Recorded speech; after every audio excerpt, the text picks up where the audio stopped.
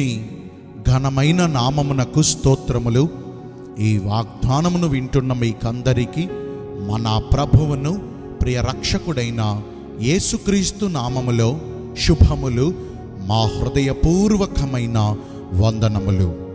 ఈరోజు మీ కొరకైన దేవుని వాగ్దానము యోబు గ్రంథము 22వ అధ్యాయము 27వ వచనము.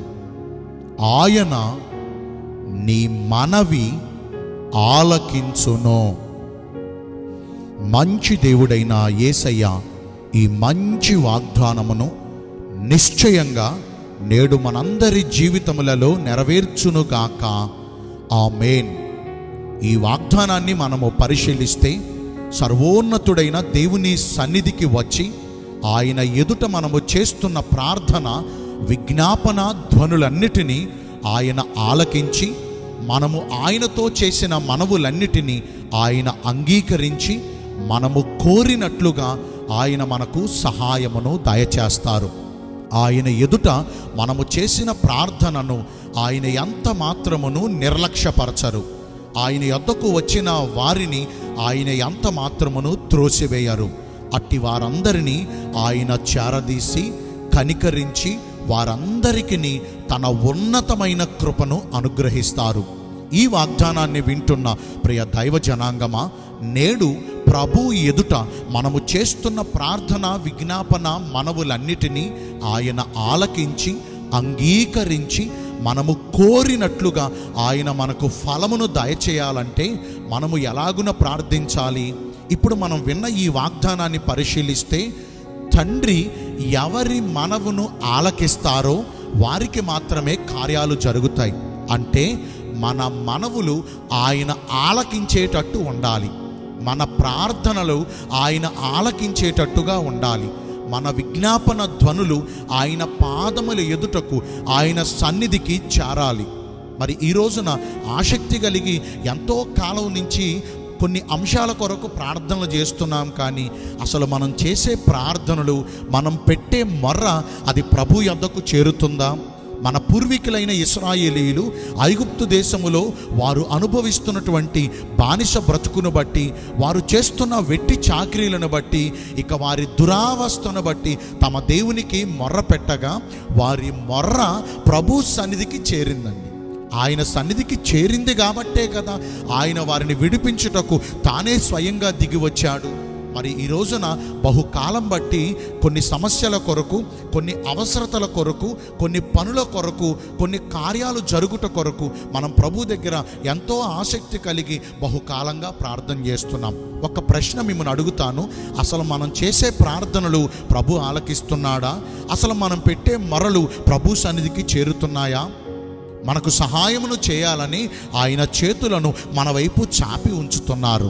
అయితే మరి దేవుడు మన ప్రార్థన అంగీకరించి, దేవుడు మన మనవులను ఆలకించి మనకు సహాయము చేయుట కొరకు మన యొద్దకు రాకుండా మన పాపములు ఆయనకు మనకు అడ్డుగోడగా ఉన్నాయండి.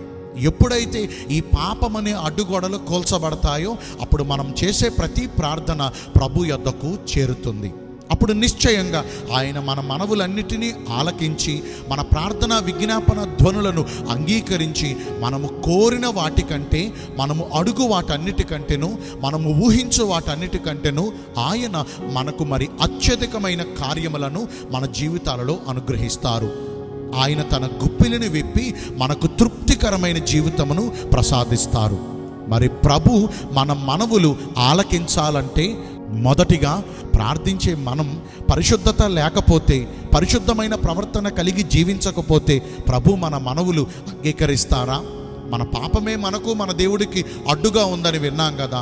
మరి ఈ రోజునైనా ఆ పాపము అనే అడ్డుగోడలను యేసు నామములో తొలగించుకుని శుద్ధ హృదయులమై, పవిత్రమైన పెదవులతో, నిర్దోషమైన చేతులతో మనం ప్రార్థించగలిగితే నిశ్చయంగా మన ప్రార్థనలను ఆయన అంగీకరిస్తారండి.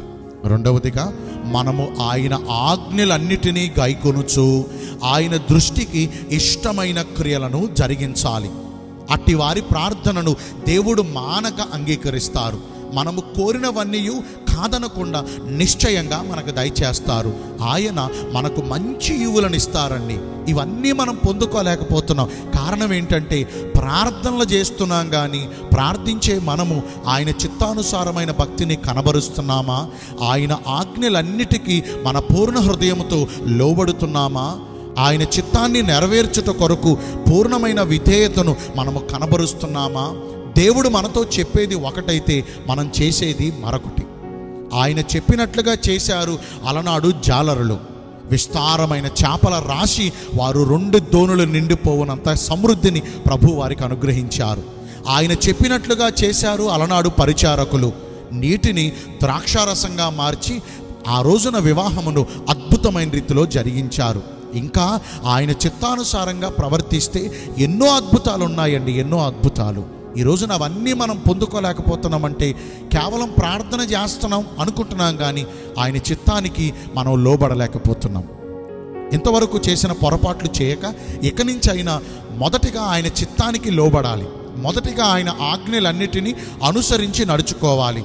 అట్టి మనసు కలిగి మనం చేసే ప్రతి ప్రార్థన మీద నిశ్చయంగా ఆయన కనుదృష్టి నిలుపుతారు. మనకున్న అక్కరలన్నీ తీరుస్తారు. ఈరోజు విన్న వాగ్దాన ప్రకారము మనం జీవించి ప్రభు ఇచ్చే ఆశీర్వాదాలు పొందుకుందామా? చిన్న ప్రార్థన చేస్తాను. కళ్ళు మూసుకోండి అందరూని.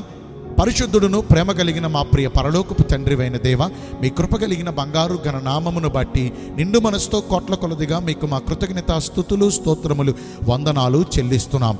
మేము మనవి చేయగా మీరు ఆలకిస్తానని ఈరోజు వాగ్దానము ద్వారా సెలవిచ్చారు. మీ చిత్తానుసారంగా ప్రవర్తించి ఈ వాగ్దాన ఫలమును పొందుకునే కృపను నేడు మాకందరికీ దయచేయండి.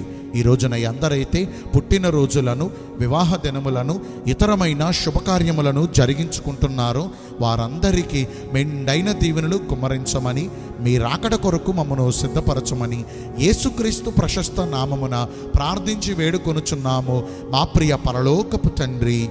ఆమేన్. May God bless you all. Thank you.